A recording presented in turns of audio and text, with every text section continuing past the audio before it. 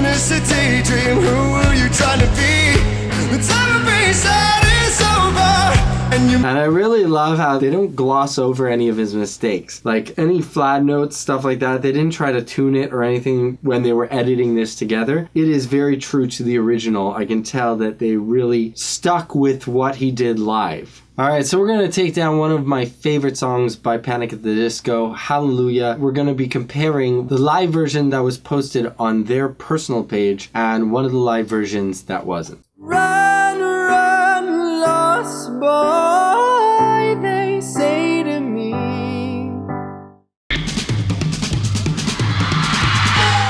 Love this. Ah, and they have real horn section for this part. Real sax. Oh, you sinners, and I'll sing hallelujah.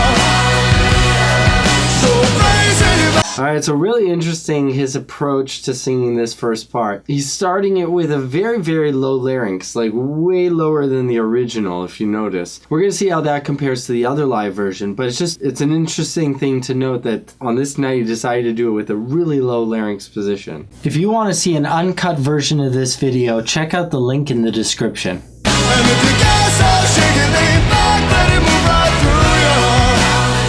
Right, that's like kind of like low in position right there that he's singing with. As opposed to being like kind of right here where you would speak. If you're interested in getting a free lesson with me, please check out the link right here. Say your prayers, say your prayers. Say your prayers. It's a lot more like this. So say your prayers, which is where you would normally sing it. Oh, tied up in pretty young things, a state of emergency. Who was I trying to be? Alright, so now he's moved up more into his regular speaking tone, away from the lower larynx position. The time of being sad is over, and you miss. No way he would be able to hit that part if he was in that really low larynx position. So praise anybody's hand, I'll sing hallelujah. I really like the changes that he's throwing in there. Sounds really, really good. I mean, I would expect it being on their channel posted by them, it's probably going to be their best performance. Say your prayers, say your prayers, say your prayers. Definitely not one of the easier songs of theirs to sing. I mean, they have a lot of real difficult ones, but this is not by any stretch of the imagination an easy one. Just finish a daydream. Who are you trying to be? The time of being sad is over.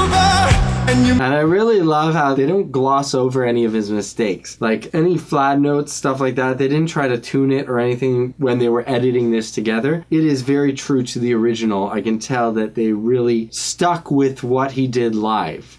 I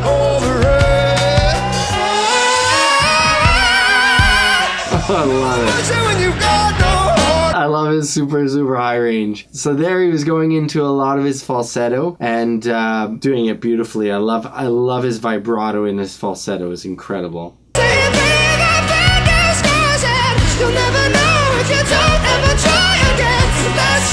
Alright, that was a really nice head voice. That was a really, really, totally well blended head voice back into his chest voice.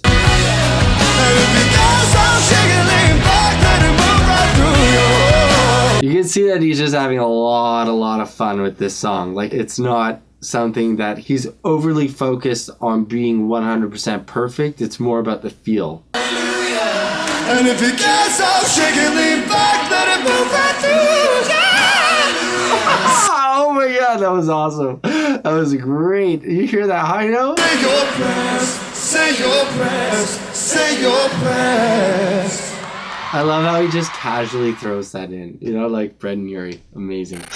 Okay, so the first difference in the first one, where they had true horn section doing the intro, here we've got the backing track taking us into the intro. So praising your body's hands up, sing hallelujah.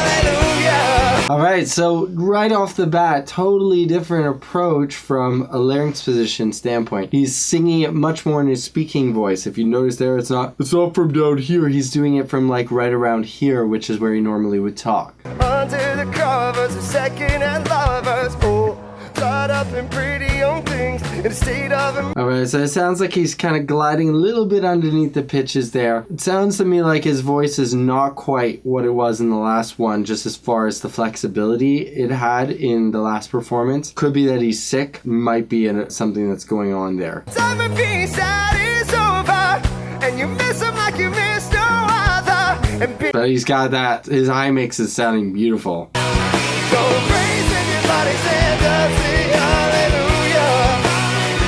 Just seems to be driving it a little bit too hard on some of the parts in the chorus. Just a little bit too hard. Just finished the daydream, who were you trying to be? The time of peace that is over. Okay, so there you can definitely hear there's definitely something's going on with his voice. Whether it might be, you know, fatigue or sickness, sounds like there's something. Also, he chose to jump into his falsetto where he should have been in his mix. Yeah, so he decided to go for his falsetto as opposed to his mix, and then he jumped into a mix from that falsetto and pushed way too hard. You miss him like you missed no other. Okay, and so now he's opted to stay in that falsetto to just be able to find a little more ease in those higher notes. Definitely a good option to take when you are feeling a little under the weather. Alright, so he's definitely had much cleaner runs. There's something going on with his voice. I'm not sure, but could definitely tell. When you have no heart And now he's overdriving. Okay, I'm glad, so he's lightening up there, but he is overdriving in the chorus and in his mix. hallelujah.